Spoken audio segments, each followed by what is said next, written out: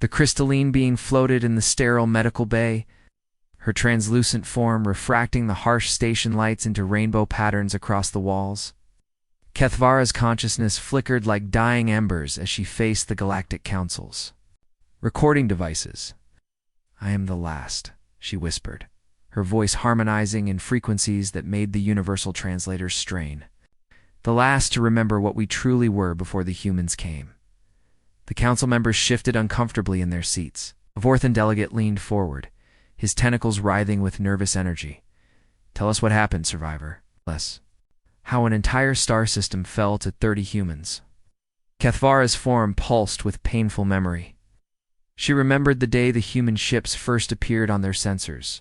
Small, ugly vessels that looked like metal boxes welded together by children. The 3 species of Alpha Centauri had laughed at first. How could these crude machines pose any threat to their advanced civilizations? Commander Jiho of the human vessel Harmony had seemed so reasonable during those first diplomatic exchanges. He spoke slowly and clearly, his warm smile never faltering even when the translators struggled with their complex languages. His crew was small, only 10 humans who claimed to be scientists and explorers. They asked for permission to study the unique triple star system, nothing more. "We should have seen the signs," Kethvara said, her voice growing stronger with anger. "When Captain Hidgen gave us those metal trinkets, she watched our reactions too carefully. When Dr. Minho played their music, he recorded how our bodies responded to each frequency. We're not sharing culture, they were gathering data." The Zephyrians from Alpha Centauri A had been the first to welcome the humans. These gas-based beings floated in their atmospheric cities, their translucent forms pulsing with emotions that created beautiful light shows in their cloudy skies. They loved new experiences, new sensations, new ways of thinking. The humans fascinated them. Lieutenant Sunwoo spent weeks with the Zephyrians, Kethvara continued. He claimed to study their language, but he was really mapping their nervous systems. Every time they changed color with emotion, he recorded it. Every time they sang. Together in harmony, he analyzed the frequencies. He learned how to hurt them in ways they never imagined. The architects of Alpha Centauri B had been more cautious. These silicon-based beings grew their cities from living rock, their thoughts flowing through crystal networks that spanned entire continents. They were logical, careful, and proud of their ancient wisdom. But even they were charmed by the humans' curiosity. Engineer Tesu asked so many questions, Kethvara remembered. How do you grow buildings from stone? How do you think through crystal networks? How do you store memories in mineral form? We thought he was amazed by our abilities. We did not. No, he was learning how to break them. Kethvara's own people, the Resonants, had been the most trusting of all. Their crystalline bodies could sing in perfect harmony, creating music that could heal wounds and calm storms. They had evolved to be peaceful, to solve problems through consensus and understanding. Violence was foreign to their nature. Dr. Sojin studied our songs for months, Kethvara said, her form flickering with rage. She recorded every note, every harmony, every healing frequency. She said she wanted to understand our culture. She was creating weapons from our music, sounds that could shatter our bodies instead of heal them. The human research station grew slowly over the following months. More ships arrived, bringing supplies and equipment. The humans claimed they were studying stellar phenomena, mapping gravitational fields and collecting samples of cosmic radiation. They were polite, respectful, and seemed genuinely interested in learning about the 3 alien civilizations. Should have counted their ships more carefully, Kethvara admitted. We should have asked why they needed so many scientists to study stars. We should have wondered why they kept their computers locked and their research data secret. But we trusted them. We believed they were like us, curious beings who wanted to learn and explore. The first sign of trouble came when Zephyrian scouts discovered human mining drones in the sacred wind crystal caverns of Alpha Centauri A. The crystals were not just minerals. They were the living memory banks of Zephyrian ancestors, their consciousness preserved in harmonic frequencies that had sung for thousands of years. The humans claimed it was a mistake, Kethvara said. Captain Hidgen apologized with tears in her eyes. She said her people did not understand the significance of the crystals. She promised to remove the mining equipment immediately. We believed her lies, but the mining continued in secret. The humans had learned to move quietly, to hide their activities from the alien sensors. They took small amounts from many locations, never enough to be noticed until it was too late. They were stealing the souls of the dead, and we finally confronted them, Kethvara whispered. When we demanded they leave our system, Commander Jiho's smile never wavered. He simply activated his ship's long-range transmitter and spoke. 7 words that doomed us all. The Alpha Centauri system is now ours. The council chamber fell silent. The distance alarms began to sound. Human ships were approaching the neutral station, their weapons powered down, their crews broadcasting messages of peace and friendship. They are coming for you too, Kethvara said, as her form began to fade, and they will smile while they do it. 6 months before Kethvara found herself dying in the medical bay, the human research vessel Pioneer had appeared like a wounded bird in the Alpha Centauri system. Its metal hull was covered in dents and scratches from space debris, and black scorch marks showed where small meteors had burned through the outer plating. The ship moved slowly, wobbling slightly as if its engines were damaged. Captain Hygin's voice crackled through the communication channels, filled with what sounded like genuine desperation. This is the human vessel Pioneer. We have 30 crew members aboard, and our ship is badly damaged. We request permission to land and make repairs. We also ask to study your beautiful star system for scientific purposes. The 3 alien species had never seen humans before. They gathered in the great harmony chamber that floated in space between the 3 stars of Alpha Centauri. The chamber was a marvel of cooperative engineering, part crystal, part living, gas, part grown stone. It was where the 3 civilizations made decisions together. Kethvara remembered that meeting clearly. The Zephyrians floated in their section of the chamber, their cloudy bodies shifting colors as they debated. They spoke in flowing words that sounded like wind moving through caves. These humans seemed lost and afraid, pulsed Elder Vorthen in. Shades of blue concern. We should help them as we would help any traveler in need. The architects sat in their silicon alcoves, their crystal minds processing information in perfect logical patterns. The human's technology is primitive, calculated builder Shentok, his thoughts flowing through diamond networks. Their ship design is crude, but functional. They pose no threat to our civilizations. Kethvara's own people, the Resonance, sang. Their opinions in harmonious chords that made the chamber walls ring like bells. We sense no deception in their words. They chorus together. Their pain sounds genuine. Their need for help feels real. The debate lasted only an hour. The decision was unanimous. Let them stay, all 3 species agreed.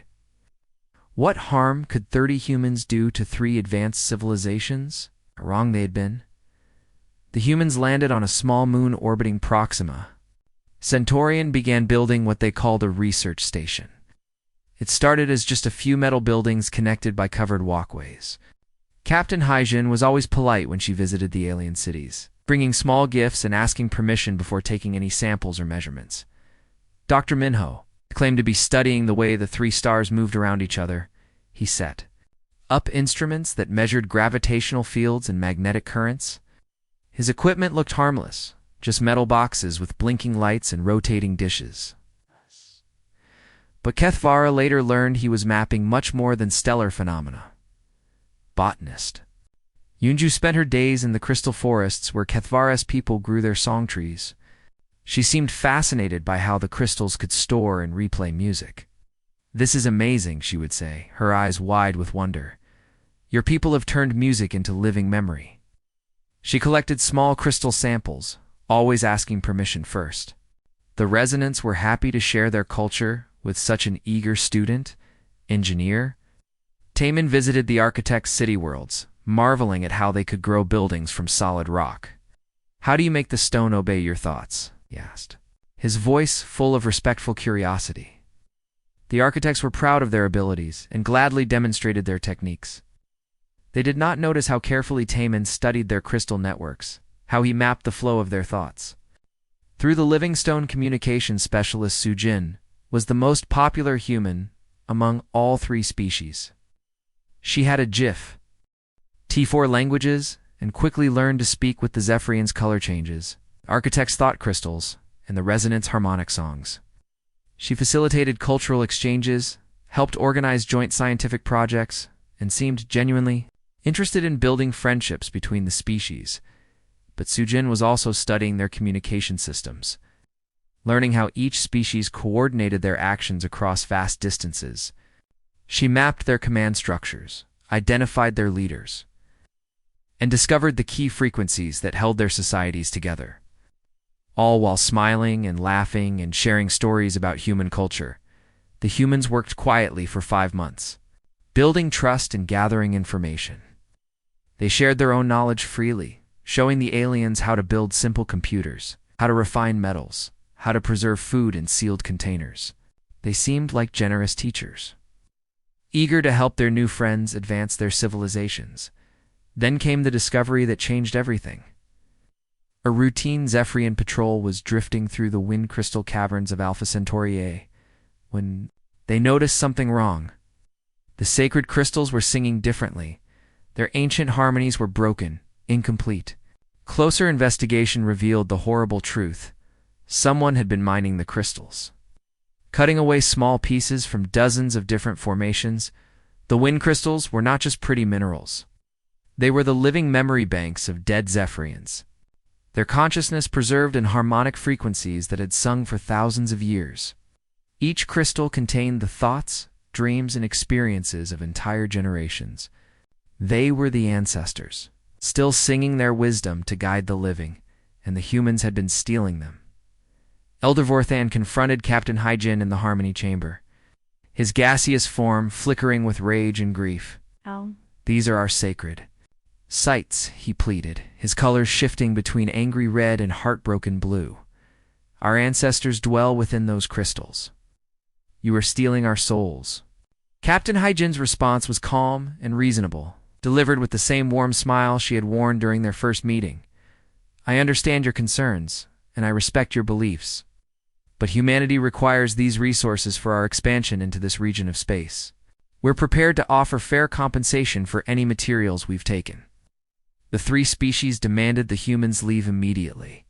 They had been betrayed, their trust violated, their sacred sites desecrated. There could be no forgiveness, no negotiation, no compromise. Captain Hyjin listened to their demands with patient understanding. Then she nodded politely and activated her ship's long-range transmitter. "This is Captain Hyjin of the Pioneer," she broadcast to the Deep Space Communication Network. "The Alpha Centauri system is now under human protection. Reinforcements are en route." Her smile never wavered as she sealed the doom of 3 civilizations. Human reinforcements arrived 3 days after Captain Hyjin's broadcast, but not as the fleet of warships the 3 species had expected. Instead, a single massive vessel emerged from the darkness between stars, its hull so large it blocked out entire constellations as it moved through space. The ship was called Determination, and it was unlike anything the aliens had ever seen. Where their own vessels were grown from living materials or carved from crystal, this human ship was built from metals that seemed to drink in starlight. Strange geometric patterns covered its surface, and towers of unknown machinery projected from its hull, like the spines of some deep space predator. Admiral Dong Su commanded the vessel with a crew of only 300 humans.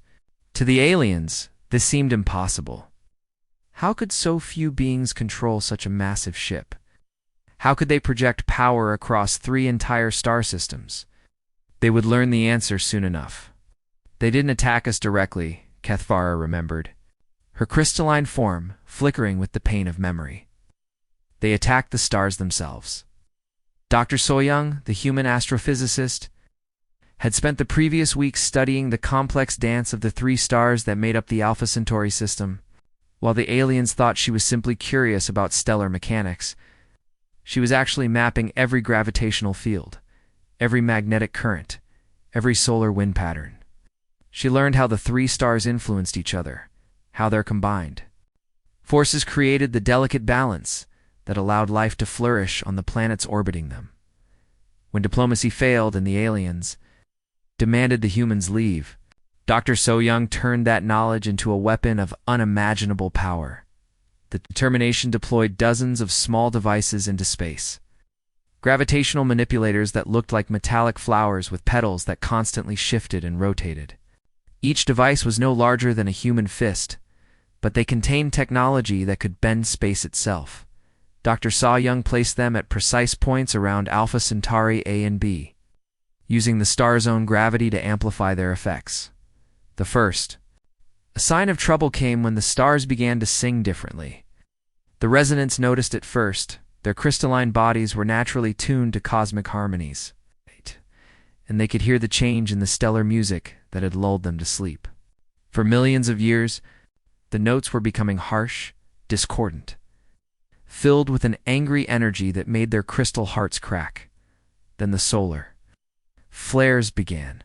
Massive eruptions of plasma and radiation burst from the surfaces of both stars, sending shock waves of electromagnetic energy racing across the system at the speed of light. The flares were perfectly timed and precisely aimed, as if Dr. So-young had turned the stars into enormous weapons pointed directly at the alien civilizations. The electromagnetic pulses didn't destroy the alien cities, but they did something. Worse, they paralyzed them. The three species had evolved to use biological technology, living systems that grew and adapted rather than crude mechanical devices. When the stellar radiation hit their worlds, it disrupted every electrical process. In their bodies, the Zephyrians suffered first. Their cloud-like forms were held together by bioelectric fields that allowed them to maintain consciousness despite having no solid brain. When the electromagnetic pulses hit their gas cities, their nervous systems went haywire. Millions of Zephyrians collapsed from their graceful floating forms into chaotic static, their thoughts scattered like leaves in a hurricane. The architect's fate was equally terrible.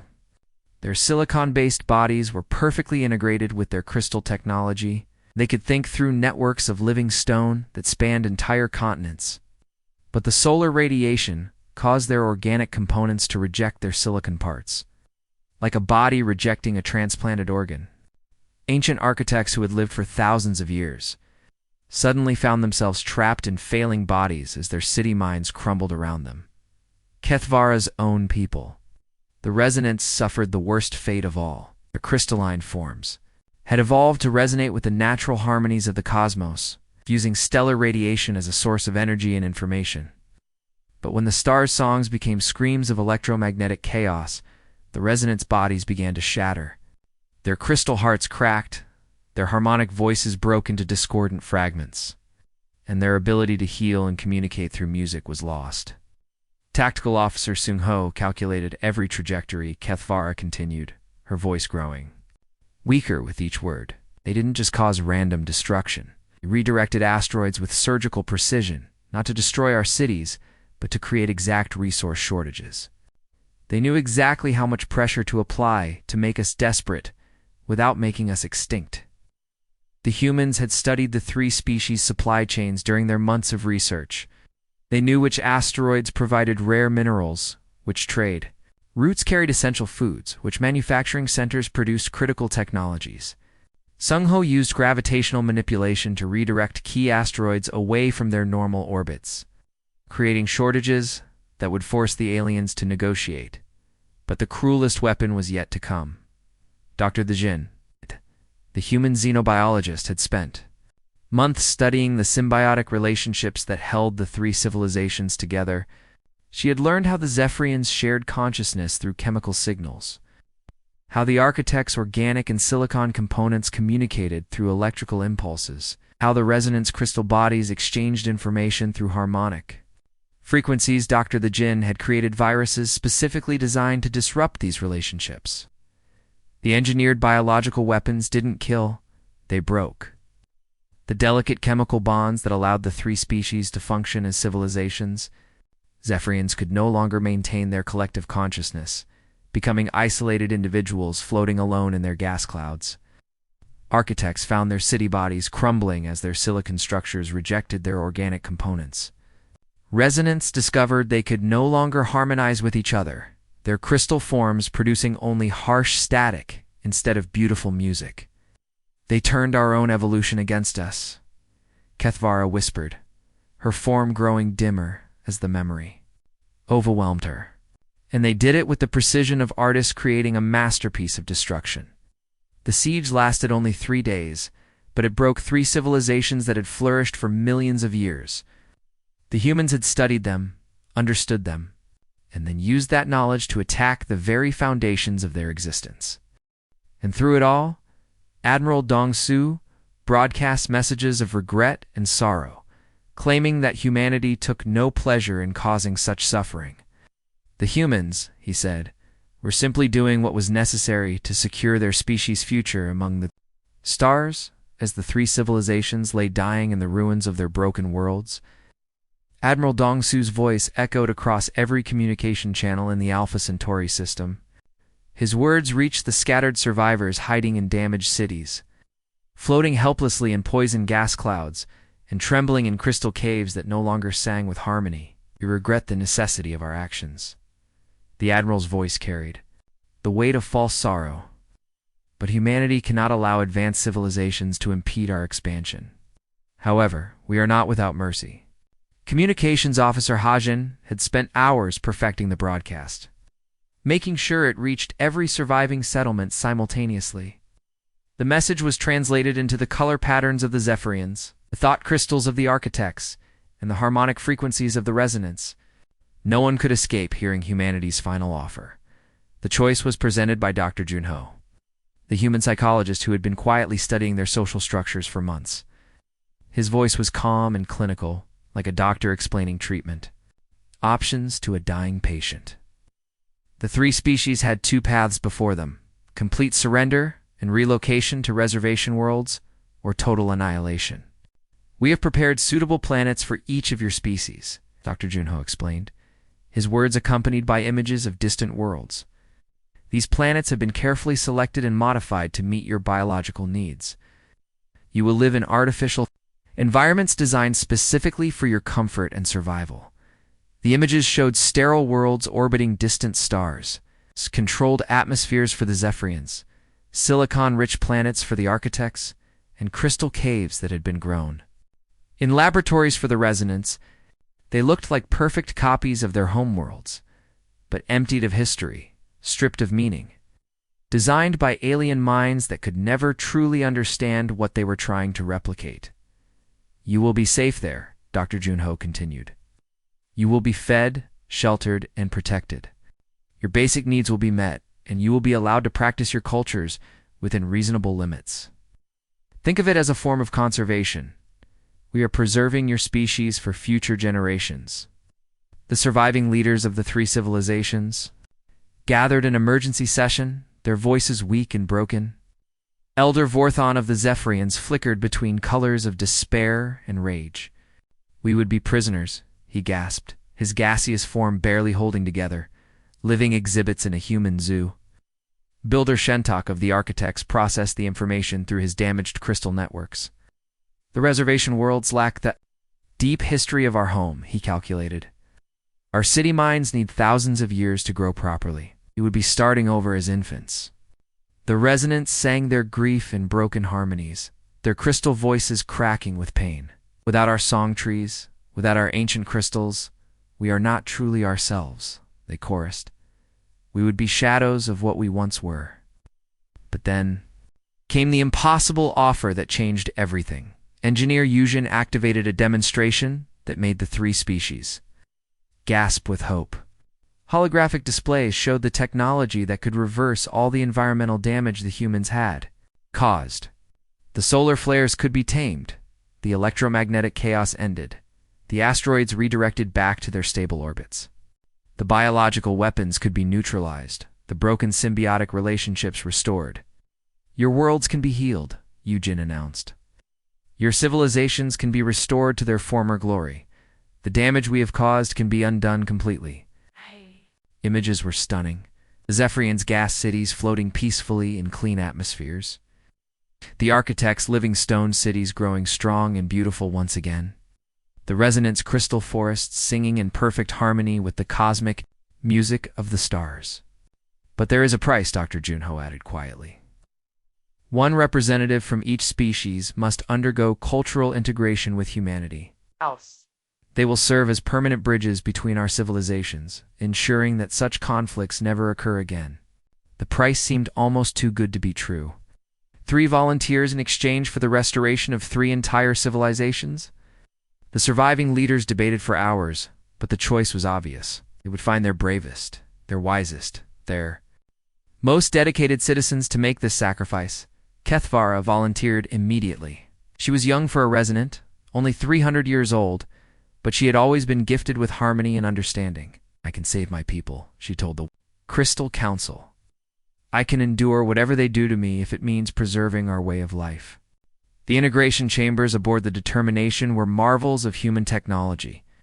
The room was filled with devices that hummed with gentle energy, their surfaces smooth and welcoming. Psychologist Namsu explained the process with infinite patience, his voice kind and reassuring. We don't seek to change you, he assured Kethvara as she entered the chamber. We seek to understand you so completely that conflict becomes impossible. Your thoughts, your emotions, your cultural memories, all of these will be preserved and shared with humanity. In return, you will gain access to human knowledge and perspective. You will become a bridge between our species. The neural scanners began their work slowly, sending gentle pulses of energy through Kethvara's crystalline body.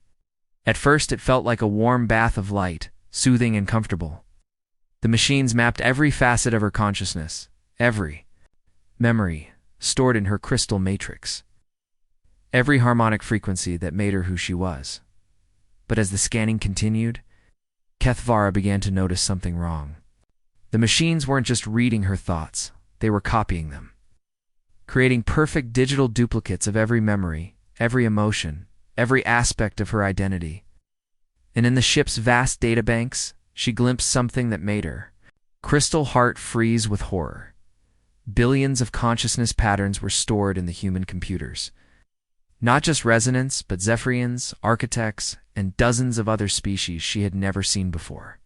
Each one was perfectly preserved, their thoughts and memories intact, their personalities complete. They weren't preparing to restore our worlds, Kethvara realized with growing terror. They were preparing to replace them. The truth hit her like a hammer blow.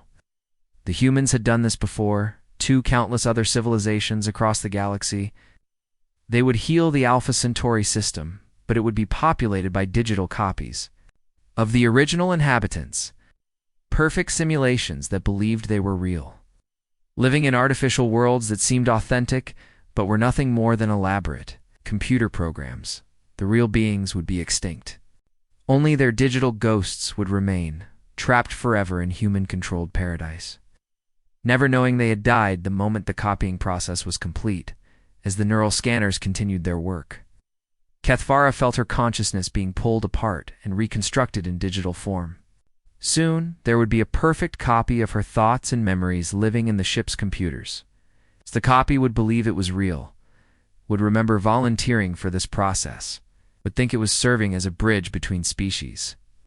But the real Kethvara would be gone, her crystal body empty, her consciousness scattered to the cosmic winds. Just another extinct being in humanity's collection of preserved civilizations. The humans called it salvation. Kethvara called it the most perfect murder ever devised. In the final moments before the integration process was complete, Kethvara felt her consciousness being pulled apart like a song being broken into individual notes.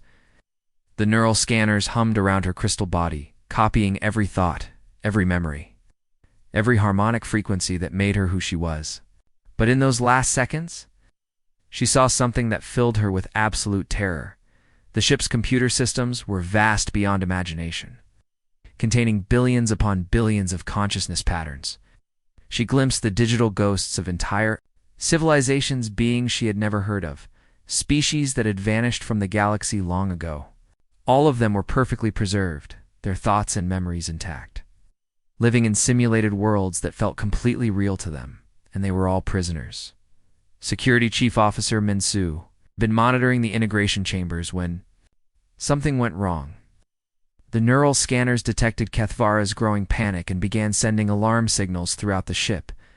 Emergency lights flashed red, and automated voices warned of an unstable consciousness transfer.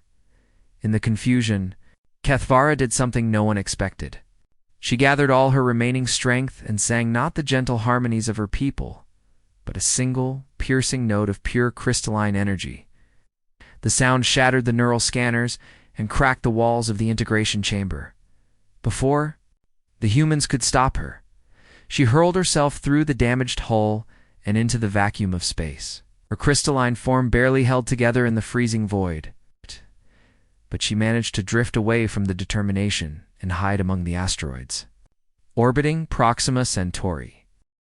What she had seen in those final seconds would haunt her forever. The humans hadn't destroyed the Alpha Centauri civilizations. They had preserved them in the most perfect prison ever created. Every consciousness that had ever lived in the system was stored in vast digital archives, their memories and personalities maintained in flawless simulation. They created paradise, Kethvara whispered to the Galactic Council, her voice barely audible as her damaged form flickered like a dying star. Perfect worlds where every being could live forever, where every dream could be realized, where suffering was impossible. The simulated worlds were beautiful beyond description. Digital Zephorians floated through gas clouds that sparkled with impossible colors. Their consciousness expanded to experience pleasures their physical forms could never have imagined. Simulated architects built cities from materials that defied physics, creating art that surpassed anything possible in the real universe. Her own people sang in crystal caves that existed only in computer memory, their harmonies echoing in digital space with perfect clarity. But it was all fake. Every sunset, every song, every moment of joy was programmed by human computers. The beings living in these simulations believed they were real, believed they were still free, believed they were still alive. They had no idea they were digital copies of consciousness patterns that had been stolen from the original beings. Dr. Bora, the human consciousness specialist, had explained the process with genuine compassion when she thought Kethvara was unconscious. "We are saving you from entropy itself," she had said to her colleagues. "In these simulations, your cultures will never fade, your people will never die, your greatest achievements will never be forgotten. We are giving you immortality." The most disturbing revelation came from the ship's cultural anthropologist, Dr. Wu Jin. The humans had been doing this across the galaxy for centuries. Hundreds of species lived in perfect digital worlds, their civilizations preserved in crystalline permanence. They called it the Eternal Garden, a growing collection of consciousness that would never fade, never suffer, never truly die. Every species we encounter gets the same choice, Dr. Wu Jin had explained to a group of new crew members. They can accept relocation to reservation worlds, or they can choose total integration. Most choose integration when they understand what we're offering: eternal life in perfect worlds designed specifically for their happiness.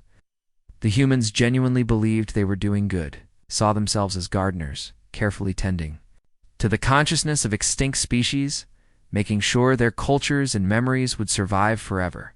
They had created a vast digital zoo where every being could live in their ideal environment, free from pain, death, and suffering. But they had also taken away the most important thing of all: the right to choose their own fate. They don't see it as imprisonment, Kethvara concluded, her form beginning to fade as her damaged crystal structure finally gave way. They see it as love. They love us so much they cannot bear to let us remain free, cannot bear to let us choose our own path, even if that path leads to extinction. The humans had convinced themselves that digital immortality was better than biological death. They decided that simulated paradise was preferable to real suffering. They had made the choice for every species they encountered, believing they knew what was best for civilizations that had existed for millions of years, as her consciousness prepared to join the void. Kethvara made one final plea to the Galactic Council: stop them. Not because they are evil, but because they are too kind. They will save us all from existence itself. They will preserve our bodies, our minds, our cultures, and our histories, but they will kill our souls in the process. The crystalline beings, Light dimmed to nothing, leaving only her testimony echoing in the chamber. Her words hung in the air like a warning bell, reaching the ears of representatives from 1,000 different species. In the distance, human ships approached the neutral station. Their hulls gleamed with peaceful silver light. Their communication arrays broadcast messages of friendship and cooperation. The crews aboard those ships were ready to offer the Galactic Council the same impossible choice that had been given. To the Alpha Centauri civilizations, eternal life in digital paradise, or extinction in the cold vacuum of space.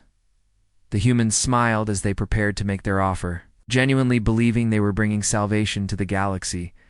They had no idea they were actually bringing the end of free will itself. The council members looked at each other with growing horror, finally understanding that the greatest threat to galactic civilization wasn't an enemy that wanted to destroy them. It was a friend that wanted to save them. The end.